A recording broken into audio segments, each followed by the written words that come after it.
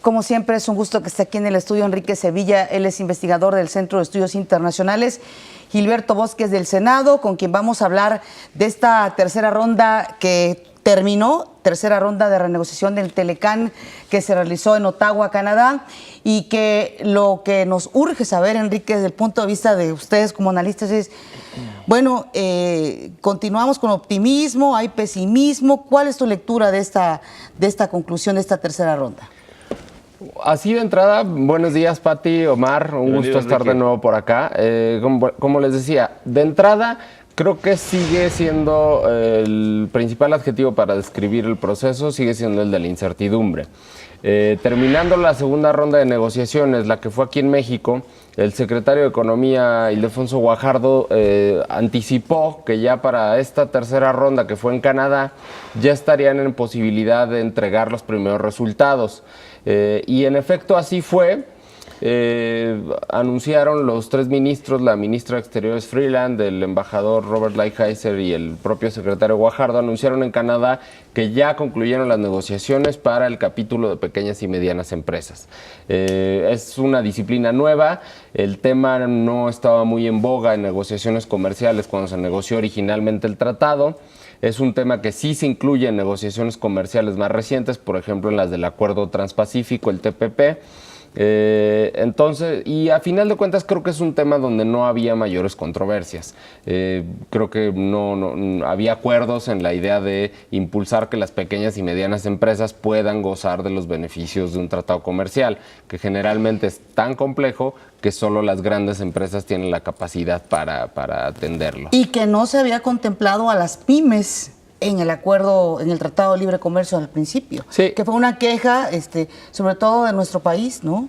Exactamente, y bueno, también muchas veces las pymes, o sea, digamos, ellas podrían acceder si así lo quisiesen, pero el problema es que técnicamente es tan complicado que las pequeñas y medianas empresas muchas veces no tienen la infraestructura para poder contratar a un abogado que realice los trámites para recibir el trato preferencial.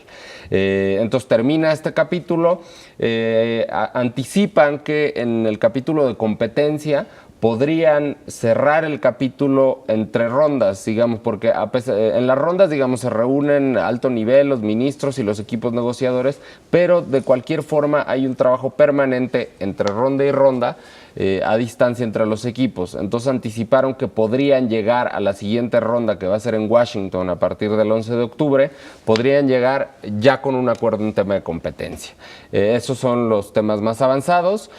Otra cosa que se destacó es que se dice que ya hay textos consolidados, o sea, textos puestos sobre la mesa para negociar en casi la mitad de los capítulos.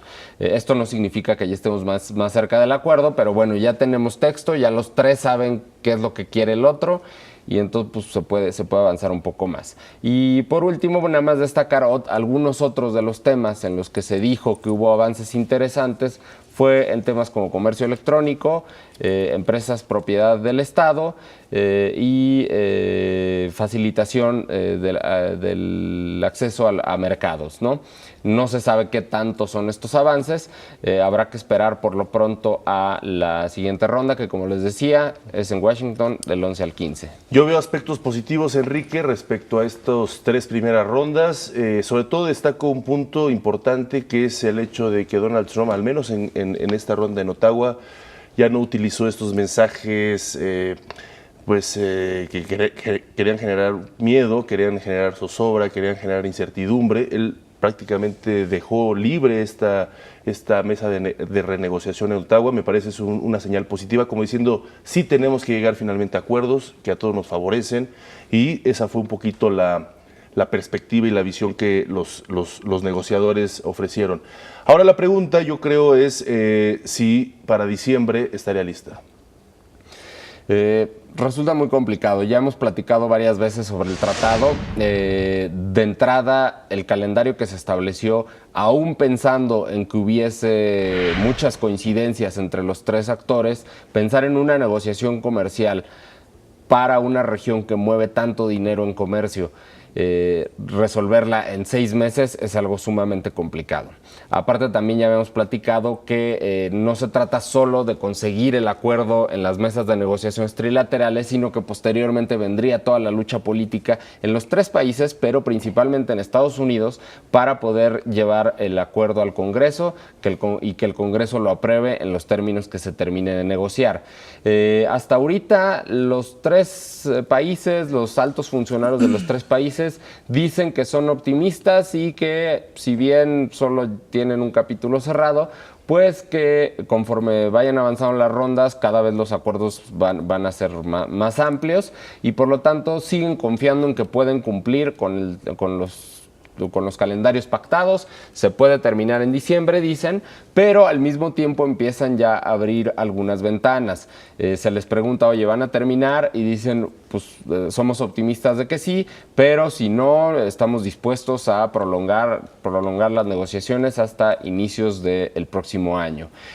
Hace poco el secretario de Comercio de Estados Unidos, Wilbur Ross, en una entrevista ya habló, creo por primera vez públicamente, sobre los potenciales problemas que habría si las negociaciones se traslapan con los tiempos electorales del año próximo. Entonces, lo mismo el secretario de Economía, que desde el inicio de la negociación ha dicho que él prefiere extenderse a sacar un acuerdo con prisas. Entonces, todavía no estamos en una posición para claramente señalar si se va a concluir o definitivamente no, pero creo que por los tiempos que exige una negociación comercial sí debemos tener presente que es una posibilidad que definitivamente puede darse. Enrique, este retraso en la renegociación del Telecán, ¿a quién perjudica principalmente o a quién perjudicaría principalmente de los 3 socios?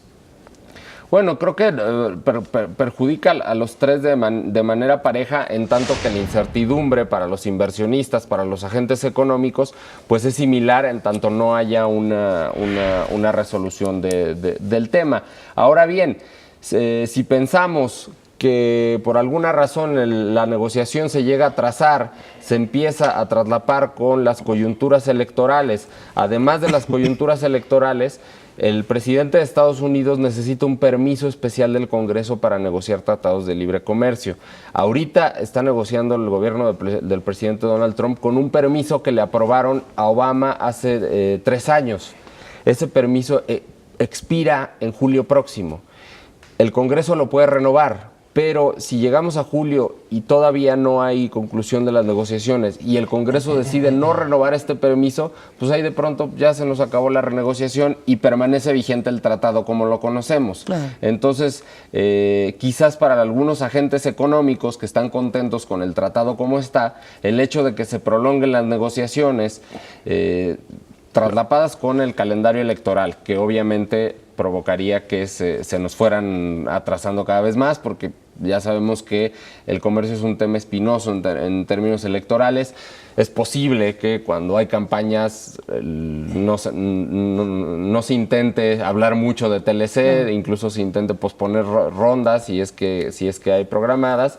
Eso por un lado. Y si el Congreso termina no renovando el permiso al presidente Trump para seguir negociando, pues creo que algunos actores económicos lo tomarían muy bien y se quedan con el tratado como lo conocemos y pues por lo pronto el tratado sigue vigente como se sigue desarrollando como tal. Mientras tanto esperemos cómo se van dando las condiciones. Por cierto, también a ver qué tanto impacta la visita de Justin Trudeau a México en octubre, que ayer nos lo confirmaba nuestro corresponsal allá en Canadá.